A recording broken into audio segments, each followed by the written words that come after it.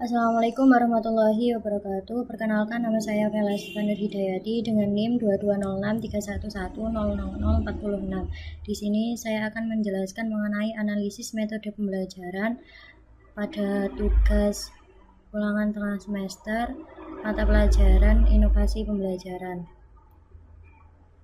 Untuk topiknya sendiri terdapat yang pertama, alasan memilih metode pembelajaran yang dipilih. Yang kedua, yaitu langkah-langkah evaluasi kaitannya dengan metode yang dipakai. Dan yang ketiga, yaitu keterampilan abad ke-21. Yang pertama, yaitu mengenai alasan. Alasan saya memilih Project Based Learning merupakan metode pembelajaran inovatif yang berpusat pada siswa dan menekankan pada eksplorasi mendalam terhadap masalah nyata melalui proyek. Metode ini efektif untuk meningkatkan keterampilan abad ke-21 seperti kolaborasi, pemecahan masalah, dan berpikir kritis. Berdasarkan jurnal pendidikan terbaru dalam kondisi siswa di Pulau Madura saat ini, yang cenderung membutuhkan pembelajaran kontekstual dan aplikatif, serta pembelajaran PJBL sangat sesuai diterapkan pada saat ini. Untuk langkah-langkahnya sendiri, yang pertama, menentukan pertanyaan mendasar. Yang kedua, guru dan siswa bersama-sama merumuskan pertanyaan atau masalah nyata yang kontekstual dan relevan dengan kehidupan di Pulau Madura ini. Misalnya, bagaimana cara mengelola sampah organik menjadi pupuk kompos di lingkungan sekolah tersebut. Yang ketiga, merancang perencanaan proyek.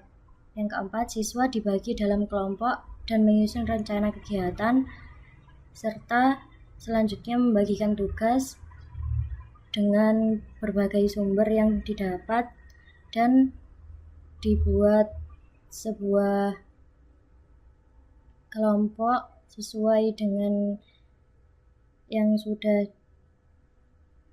dibuat oleh guru dan siswa, serta guru tersebut berperan sebagai fasilitator. Yang kelima, yaitu menyelidiki mandiri dan kolaboratif. Yang keenam, siswa melakukan riset atau wawancara observasi lapangan beserta eksperimen terkait topik yang akan dipilih. Yang ketujuh, yaitu pengembangan produk atau creating the product. Yang ke-8, kelompok siswa mulai membuat produk nyata dari hasil riset tersebut, seperti membuat video kampanye lingkungan, pupuk kompos, atau laporan hasil penelitian sederhana. Selanjutnya, yaitu langkah presentasi dan publikasi di kelas. Selanjutnya, produk akhir dipresentasikan di depan kelas beserta kelompok masing-masing dan guru, bahkan kalau bisa ada beberapa masyarakat untuk hadir di presentasi tersebut, dan biasanya dipublikasikan melalui media sosial atau pameran kecil di sekolah itu untuk hal efektif lain. Yang ke-11, yaitu refleksi dan umpan balik. Terdapat kelompok yang presentasi dan audien untuk membuat masukan atau saran. Dan yang terakhir yaitu siswa dan guru merefleksikan seluruh proses dan hasil proyek tersebut. Guru memberikan umpan balik dan siswa menyampaikan pengalaman serta pembelajaran yang diperoleh. Untuk evaluasinya sendiri, kaitannya langkah-langkah dan evaluasi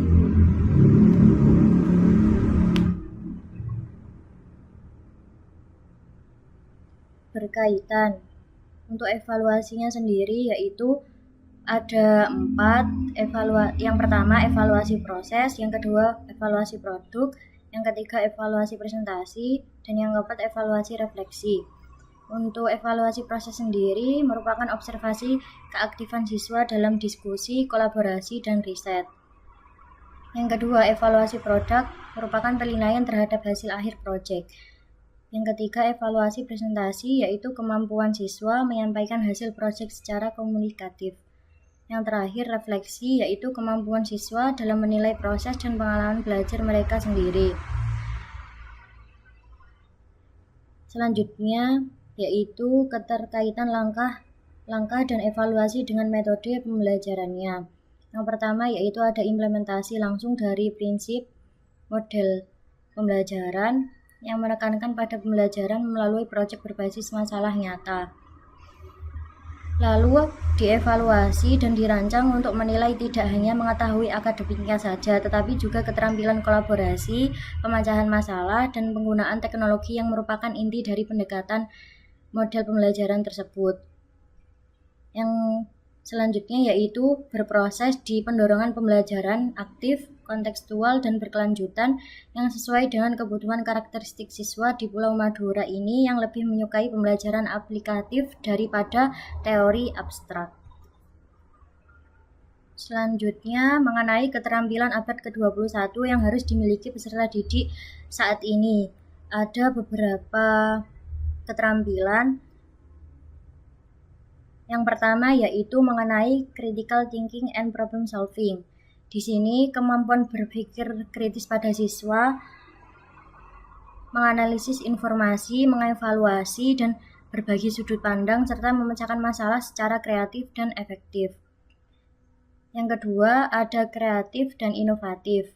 Di sini siswa menciptakan ide-ide baru, berinovasi, mengekspresikan gagasan dengan cara original dalam berbagai bidang, baik akademik maupun non-akademik. Yang ketiga ada kolaborasi, kemampuan bekerja sama dengan orang lain baik secara langsung maupun virtual, termasuk kemampuan berkontribusi dalam tim. Yang keempat ada komunikasi. Pada komunikasi ini kemampuan berbicara dengan jelas dan efektif secara lisan maupun tulisan, secara memahami dan menggunakan berbagai media dan teknologi komunikasi. Yang kelima ada informasi literasi. Kemampuan ini lebih mencakup ke menemukan, mengevaluasi, dan menggunakan informasi secara bijak dari berbagai sumber, termasuk kemampuan mendeteksi berita-berita palsu atau hoax. Yang keenam ada media literasi. Di media ini kita bisa memahami dan menganalisis media tersebut serta meringkas pesan-pesan yang disampaikan, termasuk cara media mempengaruhi opini publik dan persepsi pada masyarakat atau siswa. Yang ketujuh ada ICT literasi. Di sini siswa memiliki kemampuan untuk menggunakan teknologi digital secara efektif dan etis, termasuk pada perangkat lunak, internet, dan berbagai aplikasi mendukung pada pembelajaran. Yang delapan ada flexibility and adaptability, kemampuan untuk beradaptasi dengan cara menggunakan perubahan pada media digital dan bersikap terbuka terhadap ide-ide baru, serta tetap tangguh dalam menghadapi tantangan yang ada di lingkungan sekolah. Yang kesembilan ada initiative and self-direction. Di sini siswa mampu bermotivasi untuk diri sendiri, menetapkan tujuan, mengatur waktu, dan belajar secara mandiri tanpa harus selalu diarahkan oleh guru. 9 ada social and cross-cultural skills.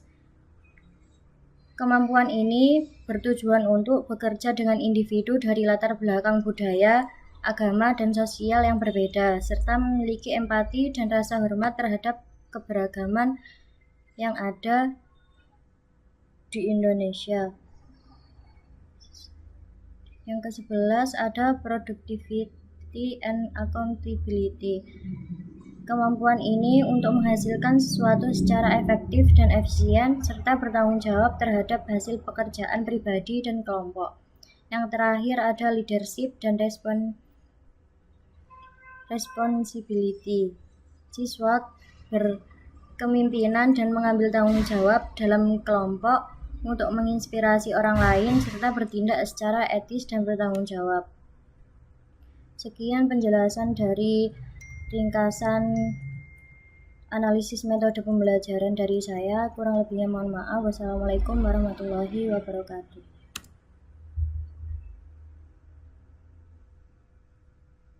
Banyak, berapa menit? 10.